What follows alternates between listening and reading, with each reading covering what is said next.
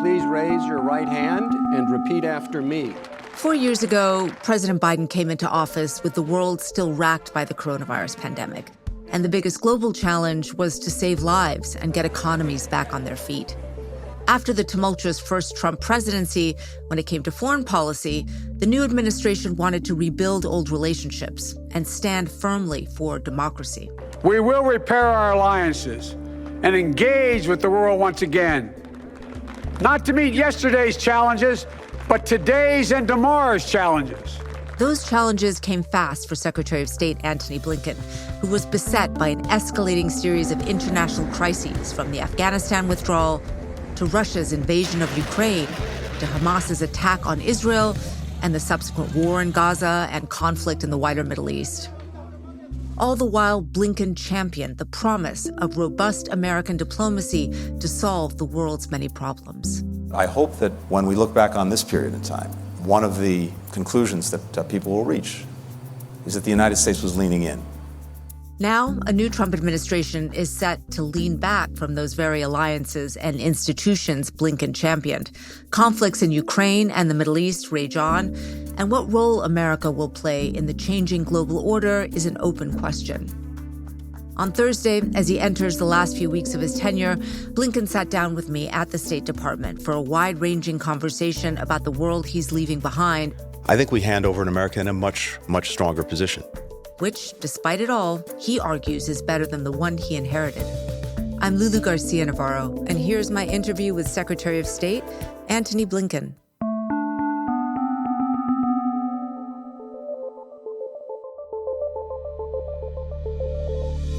Secretary Blinken, 4 years ago, you inherited the world from President Trump. And now you're about to hand it back to him.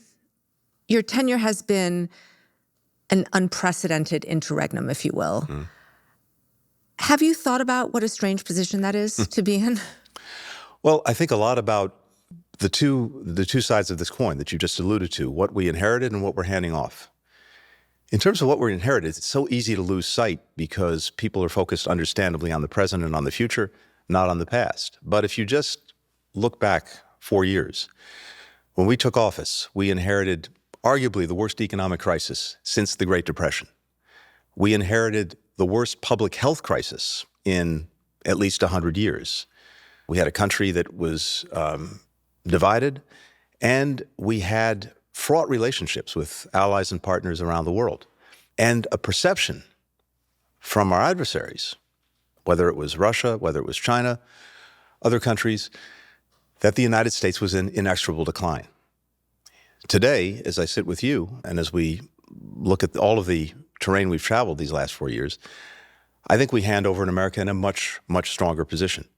Having come through the economic crisis, having come through the health crisis, and having changed much for the better our position around the world because we've made those investments in alliances and partnerships. And thinking back to when you first came into office, you know, President Biden painted a portrait of a world that was seeing a sort of battle between democracy and autocracy, a phrase that was repeatedly used. Yet at home, voters have been skeptical of that fight. Many voters bought into President-elect Trump's vision of an America that should be less involved in the world. Why don't you think that the Biden administration, and you in particular, were able to convince voters of the benefit of what you have been endeavoring to do these past few years?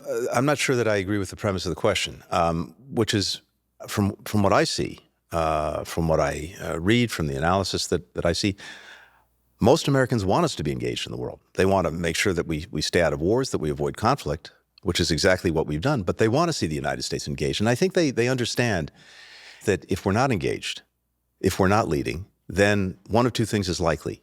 Someone else will do it in our place, and probably not in a way that reflects our interests and our values. Maybe it's China, maybe it's some other country. Or maybe just as bad, no one does it. And then you're likely to have a vacuum that's filled by bad things before it's filled with good things. And inevitably, that comes back to bite us. And from what I see, most Americans understand that, believe that, and want to see us leading and engaged. So you don't believe that the election was a repudiation of the vision of President Biden and your vision in particular? Because, obviously President-elect Trump has a very different idea of how to engage in the world. First, one of the things in this job that I've appreciated about it is I don't do politics, I do policy. So the real question is, what are the policies that can make a difference in the lives of Americans, can make them a little bit safer, a little bit more full of opportunity, a little bit healthier? That's what we're really focused on. How do these policies that we're pursuing around the world translate into real benefits for the American people? In terms of analysis of the election, really not my place to do it. And there are lots of different views on why the election came out as it did. I'm not asking you to do politics. I'm just asking for a little reflection on, this is something you've given your life to. Mm-hmm.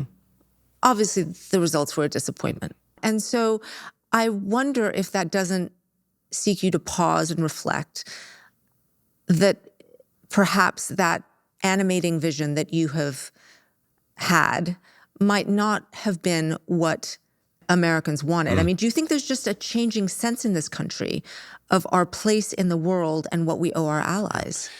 So, again, I'm not at all sure that the election turned on any one or even collection of foreign policy issues. Most elections don't. But leaving that aside, Americans don't want us in conflict. They don't want us in war. We went through 20 years where we had hundreds of thousands of Americans deployed to Iraq and Afghanistan. People were tired of that, understandably. Well, when President Biden was vice president, he presided over the end of our engagement in Iraq in terms of the war there and ending that part of the conflict. As president, he ended the longest war in our history, Afghanistan. The investments that we've made in our NATO alliance, maybe we haven't done a good enough job explaining it, and that's the case. That's on me. But one of the things that we try to explain to Americans who, given that this is a generation, of course, that is far removed from World War II, never mind World War I, the reason so many of the institutions, including NATO, came into being in the first place was to try to make sure that we never had another global conflagration after World War II. And the strength of an alliance like NATO is in the basic bargain that countries make in joining it. And that is, an attack on one is an attack on all. That is the single most powerful way to prevent conflict in the first place, to deter aggression. I think when we can put it in those terms and Americans can see that we're making investments in something like the NATO alliance precisely because we want to avoid conflict, we want to prevent war, we want to deter aggression, that's something that they sign on to, that they buy into. I want to pick up on something that you said there, which is discussing Afghanistan. Mm-hmm. Because this takes us back, I think, to the beginning of your tenure. I think it is reasonable to argue that American skepticism of the Biden administration's handling on foreign policy really began with the catastrophic way we got out of Afghanistan. There was consensus that we should absolutely end that war, but the manner in which it was done was very detrimental. When President Biden first took office, there was this promise that you and everyone else that was being brought on board were the adults in the room, that we're going to be ending the chaos of the Trump administration. How did that early failure in Afghanistan really change the sense, do you think, that President Biden really had this under control, that you had it under control? Did it damage America's credibility? First, I make no apologies for ending America's longest war. This, I think, is a signal achievement of the president's. The fact that we will not have another generation of Americans fighting and dying in Afghanistan, I think that's an important achievement in and of itself. It's also actually strengthened our position around the world, and I see that every single day. Our adversaries would have liked nothing more than for us to have remained bogged down in Afghanistan. And for another decade, would have been good by them. But you've left a country that is in control of the Taliban, where the stated dream of spreading democracy has been completely upended. Women have borne the brunt of that. There's restrictions on their movements, restrictions on even their voices, what jobs they can take. I mean, in every possible way, the manner in which this was done and the state in which Afghanistan has been left could not have been what the United States desired. There was never going to be an easy way to extricate ourselves from 20 years of war. I think the question was, what were we going to do moving forward from the withdrawal. We also had to learn lessons from Afghanistan itself. Here at the State Department, one of the things that I ordered almost immediately was an after-action review to try to make sure that we understood what had we gotten right, and also what had we gotten wrong in the withdrawal itself. I brought back senior diplomats to do that. We produced a lengthy report with about 40 recommendations. We followed through on most of them to make sure that we're in a better position to deal with a crisis, to deal with an evacuation like Afghanistan, and we are. And in fact, we've actually put into practice many of those recommendations in subsequent crises that we had to face, whether it was in Lebanon, whether it was in Israel, whether it was in Sudan. All of that we brought to bear based on lessons that we've learned from Afghanistan. 6 months after Afghanistan, Russia invaded Ukraine. That was February of 2022. I mean, I remember that moment as being terrifying. How close were we to direct conflict?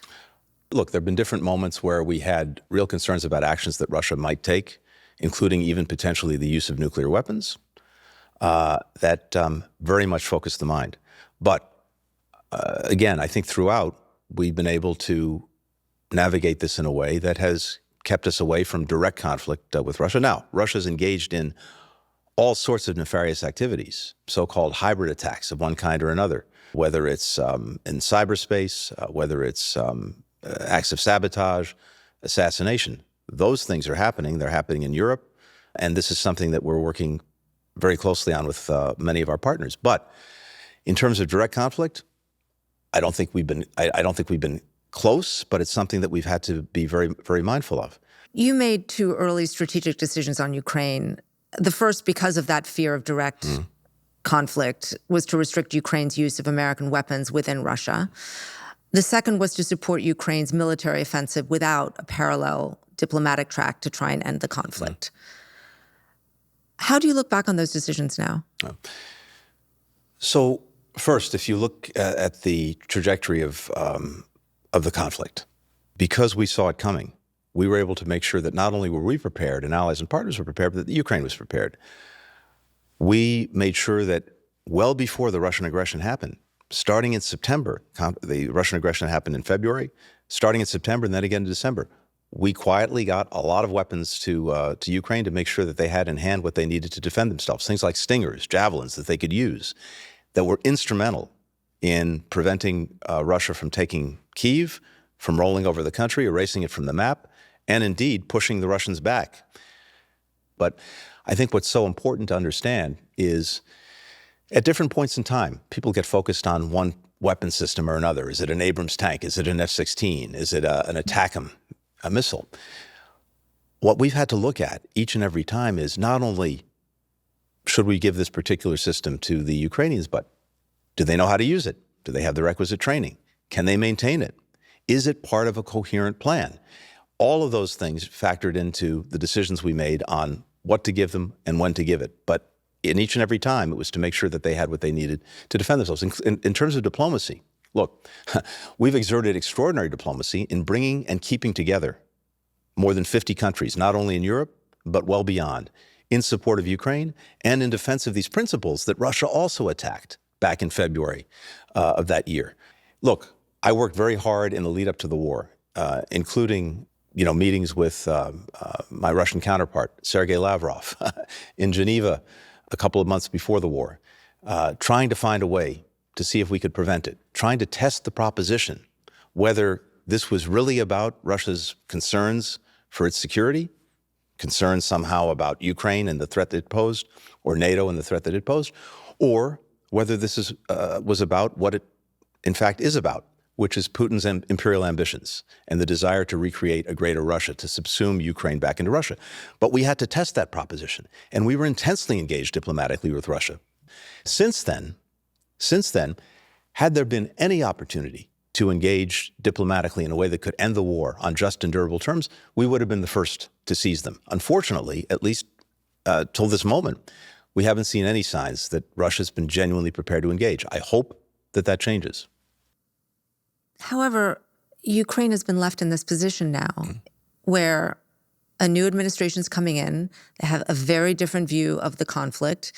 And one could argue that Ukraine is not in a terribly strong position to be able to navigate what comes next. We know that President-elect Trump has members of people that surround him that are very willing to see Ukraine cede territory to Russia. There has been no parallel diplomatic track, and the weapons are probably going to be drying up. So, I mean, do you feel like you've left Ukraine in the strongest position that you could have, or were there things that you could have done differently? Well, first, what we've left is Ukraine, which was not self-evident, because Putin's ambition was to erase it from the map. We stopped that. Putin has failed. His strategic objective in regaining Ukraine has failed and will not succeed. Ukraine is standing. And I believe it also has extraordinary potential, not only to survive, but actually to thrive going forward. And that does depend on decisions that future administrations and many other countries will make. Right now, as I'm looking at this, I think the real measure of success is whether going forward, Ukraine will continue to stand strong as an independent country, increasingly integrated with Western institutions, and able to stand on its own feet militarily, economically, democratically. And in each of those areas, we put Ukraine on a trajectory to do that. Do you think it's time to end the war, though? These are decisions for Ukrainians to make. They have to decide where their future is and how they want to get there. Where the line is drawn on the map, at this point, I don't think is fundamentally going to change very much. The real question is, can we make sure that Ukraine is in a position to move forward strongly? That the areas that Russia controls, you feel will have to be ceded? Ceded is not the question. The question is, the line, as a practical matter, in the foreseeable future, is unlikely to move very much. Ukraine's claim on that territory will always be there. And the question is, will they find ways, with the support of others, to regain territory that's been lost? I think the critical thing now going forward is this. If there is going to be a resolution, or at least a near-term resolution, because it's unlikely that Putin will give up on his ambitions. If there's a ceasefire, then in Putin's mind, the ceasefire is likely to give him time to rest, to refit, to reattack at some point in the future. So what's going to be critical to make sure that any ceasefire that comes about is actually enduring is to make sure that Ukraine has the capacity going forward to deter further aggression. And that can come in many forms. It could come through NATO, and we put Ukraine on a path to NATO membership. It could come through security assurances, commitments, guarantees by different countries to make sure that Russia knows that if it reattacks, it's going to have a big problem.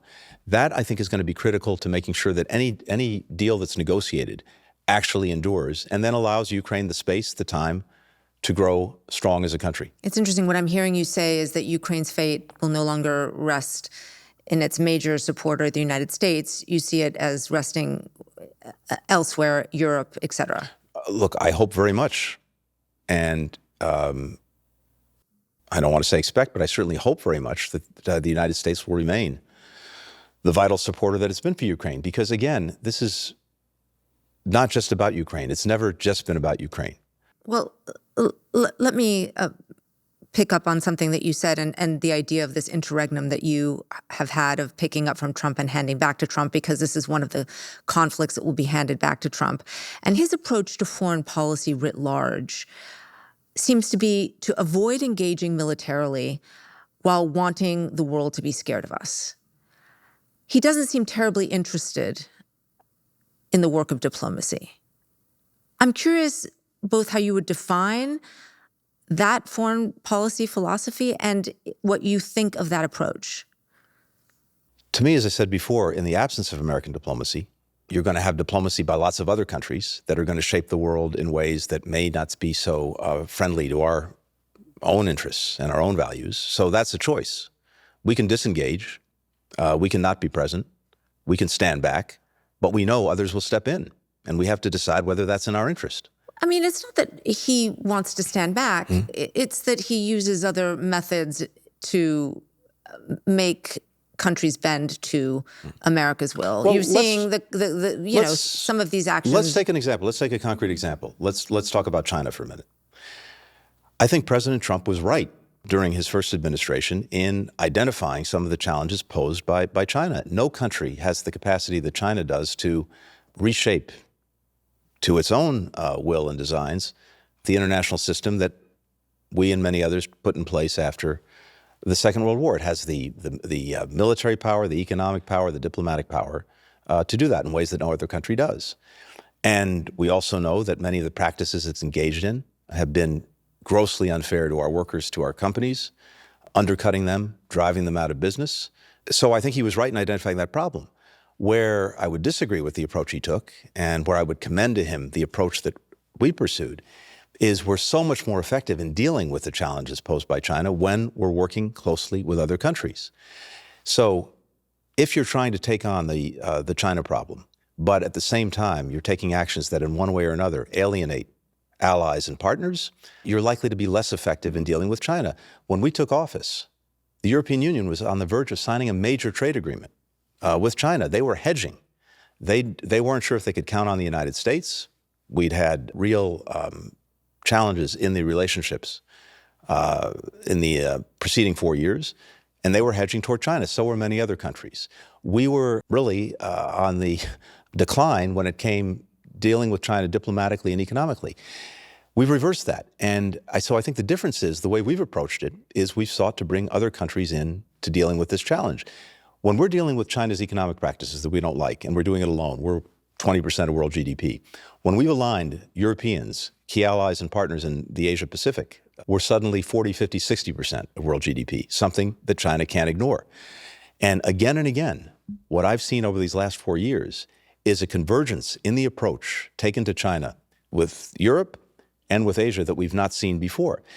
And I know it's succeeding because every time I meet with my Chinese counterpart, Wang Yi, the foreign minister, he inevitably spends 30, 40 minutes, 60 minutes complaining about everything we've done to align other countries, to build this convergence in dealing with things that we don't like that China's pursuing. So to me, that is the proof point that we're much better off through diplomacy. So do you think then that President-elect Trump's plan to place heavy tariffs on Chinese goods, up to possibly 60% blanket tariffs, also to place tariffs on our allies, Canada and other countries, is that misguided? Look, tariffs have their place. Yes, the Biden administration had their own. And I think when they're strategically focused, then they can be a very effective and important tool. Look, the jury's out on exactly what the incoming administration does. We'll see. All I'm saying is I think there is a strategic utility, but they should be, not, in my judgment at least, when you do them across the board, then the people who usually pay the price are consumers, because it's a tax that gets passed along to them, because the producers of whatever the product is have to raise their prices because it's suddenly a lot more expensive to do business. Just one last question on China. One of the things that I have been curious about is how the world sees the whiplash of our foreign policy just changing from one administration to the other so dramatically. How do you think China, for example, sees our increasingly inconsistent foreign policy during the last decade that has seemed to just go from one extreme to the other? Are they exploiting it, or are they concerned about it? Look, I think if you're sitting in Beijing, and I've sat across the table from President Xi Jinping on several occasions in Beijing, as close as we are now, and I think what he sees is something that he didn't see 4 years ago. 4 years ago, when he looked at the United States, he saw a country that he thought was in inexorable decline, and China in an inexorable ascendancy. I think that picture looks very, very different today. And I also think that what he's seeing is a United States that recognizes Republicans, Democrats, everything in between, that China poses a profound challenge to us, and it's going to be an enduring challenge. We're in a competition to shape what the future looks like. And that competition doesn't have a clear finish line. It's not like ending a war. It's going to be there for a long time. And the question is, have we set ourselves up in the best possible way to approach that competition from a position of strength? And I believe that's exactly what we've done. I do want to turn to what has become the defining crisis of this era, which is the conflict in Gaza. You came in thinking you could broker a historic agreement between Saudi Arabia and Israel. And then Hamas attacked Israel on October 7th with the horrific results which we saw. And Israel's response has been extreme. The latest UN figures put the Palestinian death toll at 45,000. Over 90% of Gaza's population is now displaced. The population is starving. All hospitals have been destroyed. In November, a UN committee released a report that found Israel's warfare practices, quote, consistent with the characteristics of genocide. I know you don't agree with that estimation, but do you believe that Israel's actions have been consistent with the rules of war? Let's step back for a second and think about where we were on October 6th, and then where we were on October 7th, and where we've been since then. You're right, on October 6th, we were very much pursuing normalization between Saudi Arabia and Israel. And in fact, I was scheduled to go to Saudi Arabia and Israel on October 10th. Trip, obviously, that didn't happen because of the events of October 7th. But the purpose of that trip was to work on the Palestinian component of any normalization agreement between Saudi Arabia and Israel, because we believed, and the Saudis also said it was usually important, to make sure that if there was going to be normalization, there was also a pathway toward a Palestinian state. That's exactly what I was going to the region to work on. Well, as I said, that trip didn't happen. Since October 7th, we've had some core goals in mind. I was in Israel and then in the region 5 days later. I saw horrors beyond anyone's imagination inflicted on men, women, and children. And we were determined to do everything we could to help ensure that October 7th would never happen again. We also wanted to make sure that the war wouldn't spread, that conflict wouldn't spread to other fronts, to other countries, because that would mean more death and destruction. It would also mean that the actions Israel was taking in Gaza were likely to endure even longer, and I can come to that in a minute.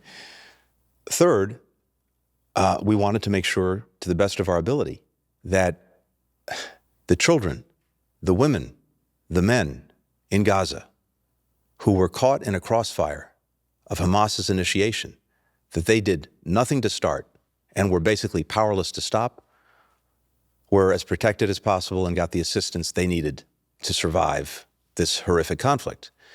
And we've been working on each of those fronts every day since. When it comes to making sure that October 7th can't happen again, I think we're in a good place. Israel has destroyed Hamas's military capabilities. It's eliminated the leadership that was responsible for October 7th. And that, in and of itself, should be reason to find an off-ramp in Gaza.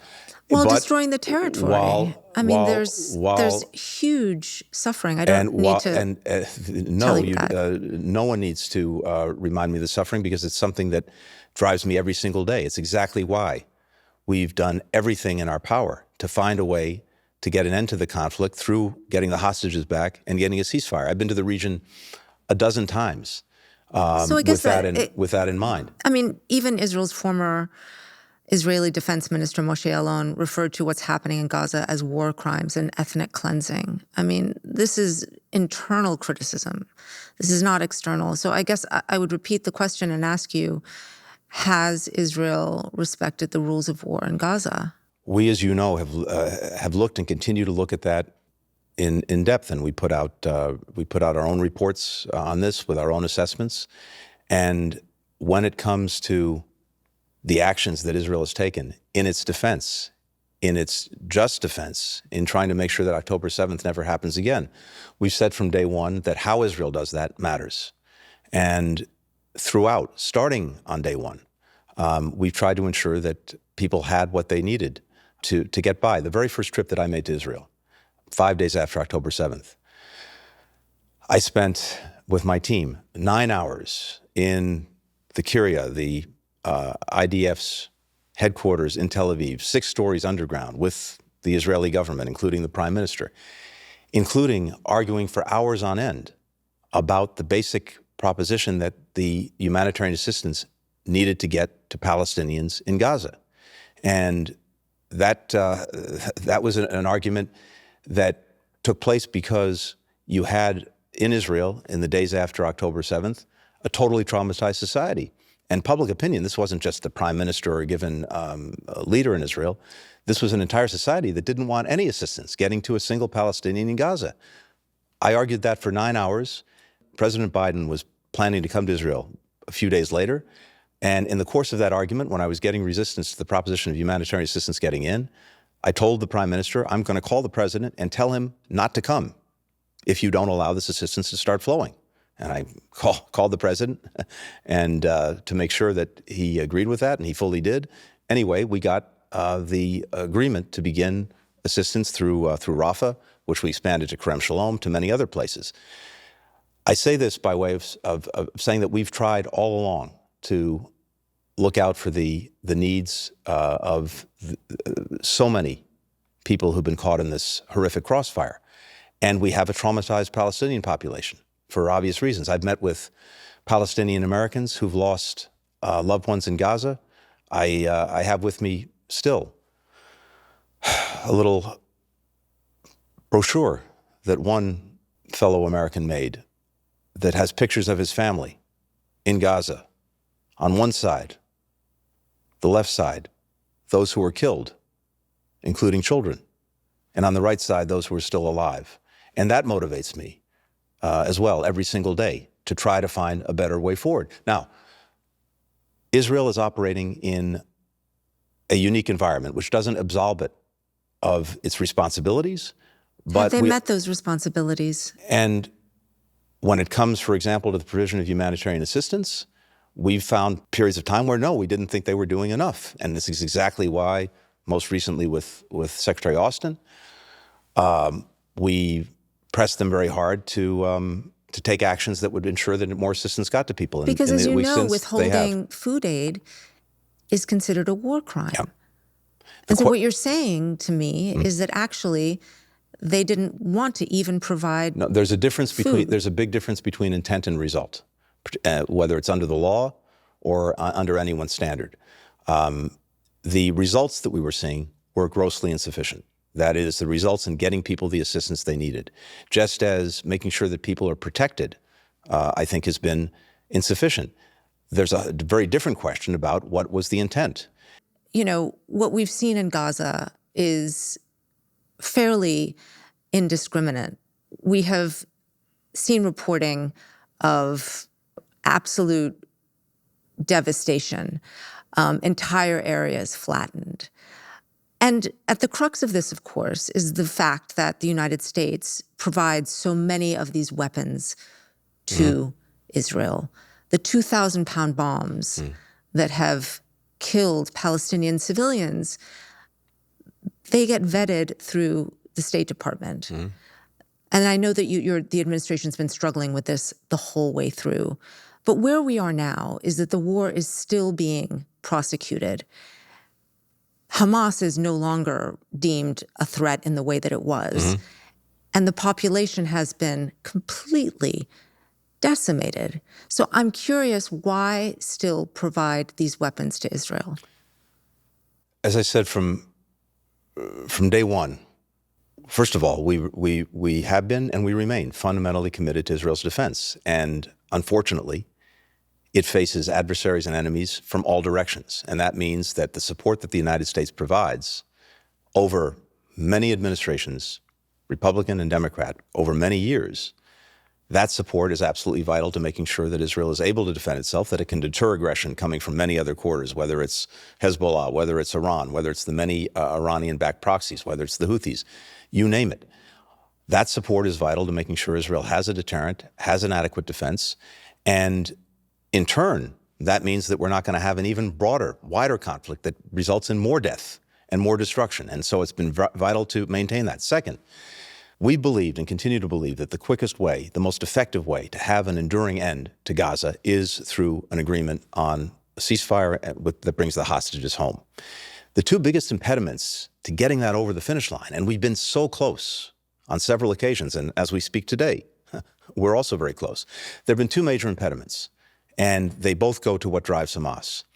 One has been, whenever there has been public daylight between the United States and Israel and the perception that pressure was growing on Israel, we've seen it.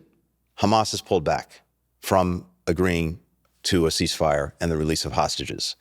And so there are times when what we say in private to Israel, where we have a disagreement,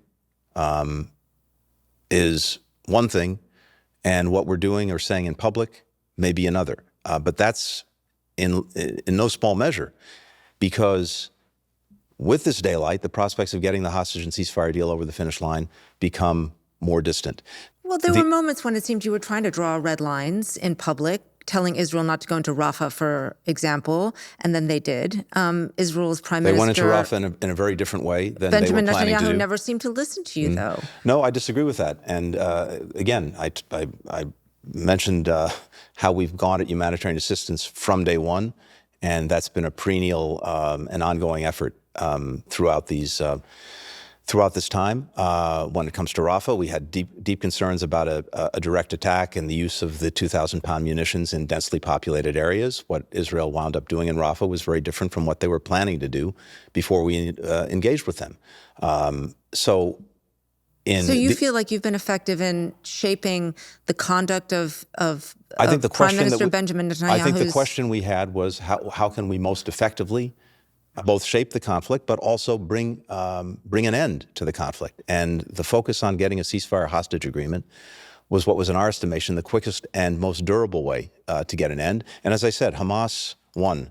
When they saw Israel under pressure publicly, they pulled back. The other thing that got Hamas to pull back was their belief, their hope that there'd be a wider conflict, that Hezbollah would attack Israel, that Iran would attack Israel, that other actors would attack Israel, and that Israel would have its hands full and Hamas could continue what it was doing.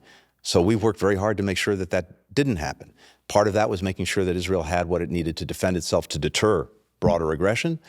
The second part of that was when we were on the precipice on multiple occasions of having the wider war that Hamas wanted, we found ways through diplomacy and through defense and deterrence to avert it. Did you have a partner in Benjamin Netanyahu? Because it was reported that he blocked a ceasefire deal in July that would have led to the hostages being released. Is that true? No, that's not accurate. What we've seen time and again is Hamas not concluding a deal that it should have concluded. There have been times when actions that Israel has taken have, yes, made it more difficult, but there's been a rationale for those actions, even if they've sometimes made getting to a conclusion more difficult. For example, the killing of Sinwar. In the absence of Sinwar, where you had basically a single decider, that happened just at a point where we thought we might be able to bring this agreement over the finish line. All of a sudden, there's not a single decider, and it's a lot harder to get a decision out of Hamas. So all of these actions have second and third order effects that you have to calculate. But fundamentally, look, one of the things that I found a little astounding throughout is that for all of the understandable criticism of the way Israel has conducted itself in Gaza, you hear virtually nothing from anyone since October 7th about Hamas. Why there hasn't been a unanimous chorus around the world for Hamas to put down its weapons, to give up the hostages, to surrender, I don't know what the answer is to that. Israel, on various occasions, has offered safe passage to Hamas's leadership and fighters out of Gaza. Where is the world? Where is the world in saying, yeah, do that, end this, stop the suffering of people that you've brought on? Now, again, that doesn't absolve Israel of the way of its actions in conducting the war. But I do have to question how it is we haven't seen a greater sustained condemnation and pressure on Hamas to stop what it started and to end the suffering of people that it initiated. I do want to ask you about your own standing in the department that you lead, because you've had a series of very public defections over the conduct at the State Department over Gaza. The latest to speak out is Mike Casey, who was the State Department's deputy political counselor on Gaza and resigned in July. He recently talked to The Guardian about his tenure, and he claimed that the State Department frequently rolled over for Israel, that no one would read his reports on civilian casualties. He said that he and his colleagues would joke that they could staple cash to the reports and still they would fall on deaf ears. That's very dark. How do you respond to that? I have inordinate respect for the people in this department who've not only had different views of the policies that we pursued, but have expressed those views, including in what's been a time-honored tradition of the department, which is something called a descent channel cable. This is the ability of any officer in the department to send a message, a memo, a cable to me, reflecting their differences. And every single one of those winds up on my desk. Every single one of those I read. Every single one of those I respond to, including 20 or so on Gaza. So, and some, of course, have brought forward some of these facts. I didn't need to send channel cables to have the facts in front of me. I get them every single day. I read everything.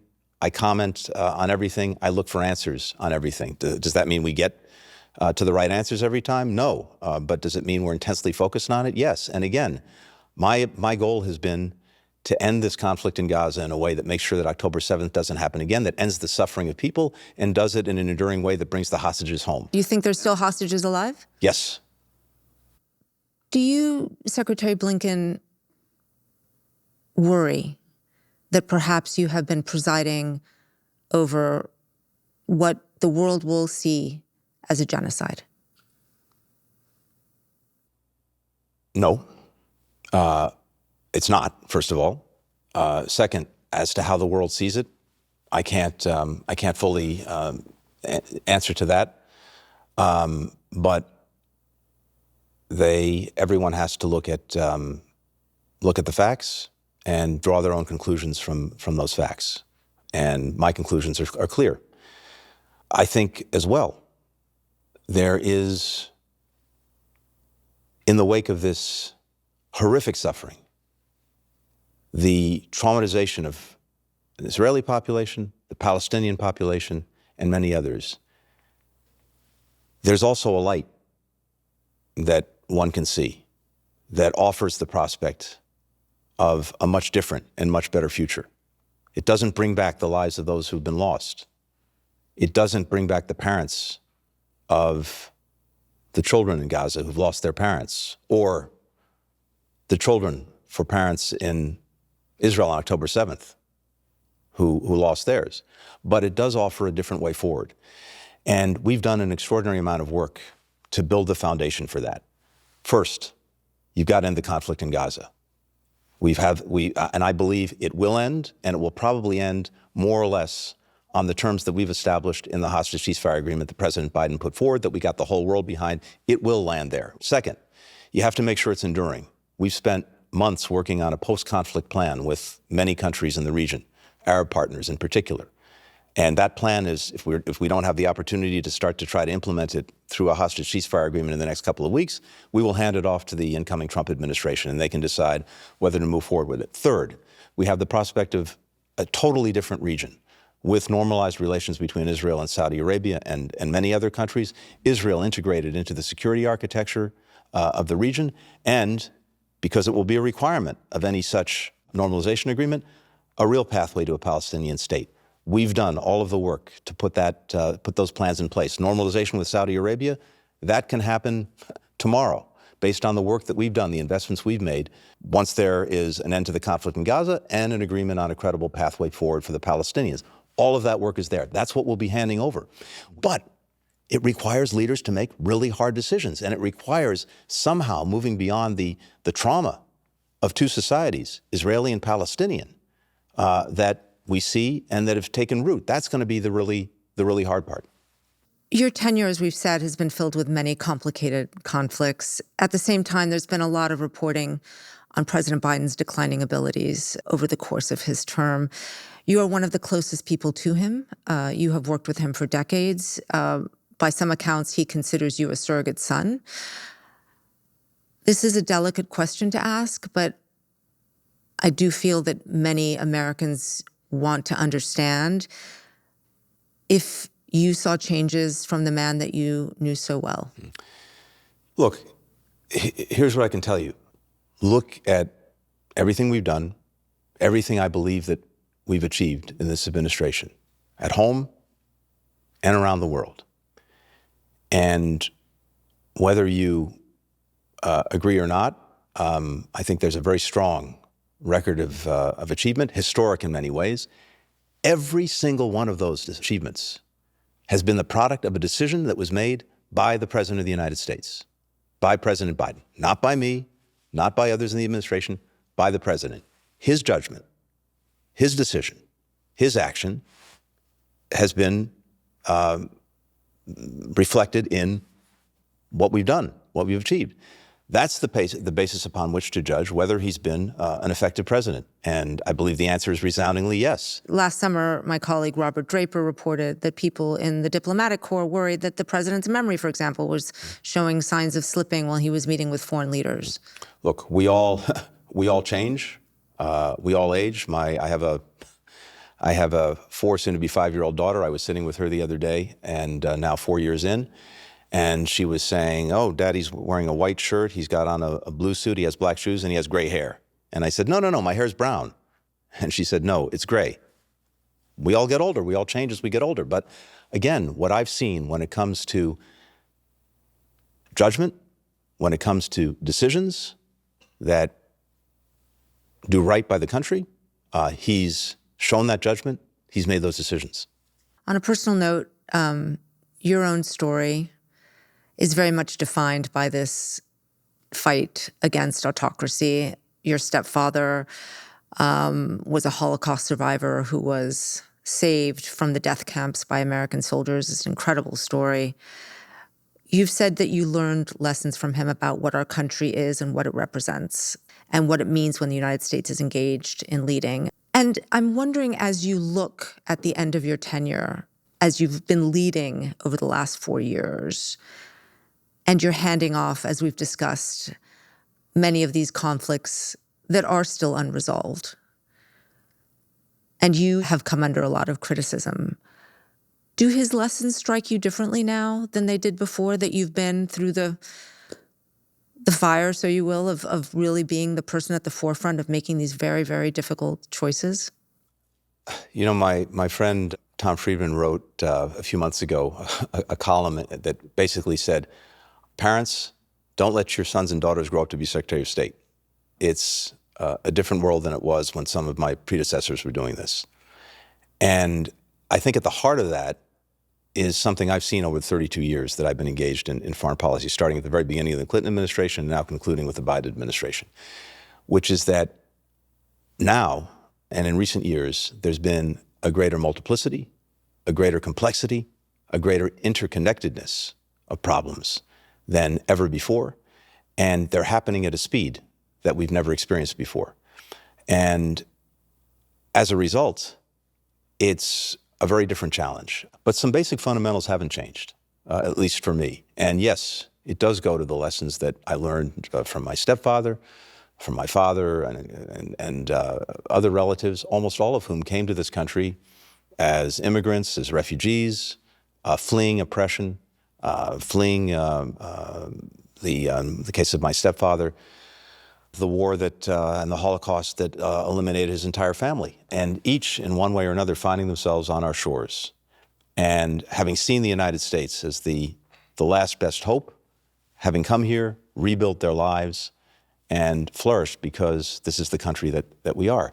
That hasn't changed for me. My stepfather came to the United States after surviving the Holocaust, eventually made his way here, and even served in the Kennedy administration.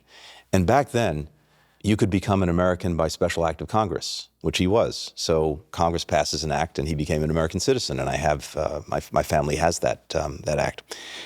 And he used to say, "Never forget, I'm an American by choice. You're an American by accident of birth." And I take that very seriously because what it means to me is there's an extraordinary responsibility that comes with being an American, a responsibility that comes from being part of the greatest country on earth. And if you're in public service, as I've had the incredible privilege of being for 32 years, a responsibility to try to use that in the best way that you can to do better by your fellow citizens, but also people around the world. And every place I've been around the world, everything I've heard, even with criticism, intense criticism of our policies, is people want the United States involved. They want us engaged. They want us leading. They know that we're more likely to get to a solution when we're at the table, than without us. Secretary, thank you so much for your time. I appreciate it. Great to be with you today. Thanks.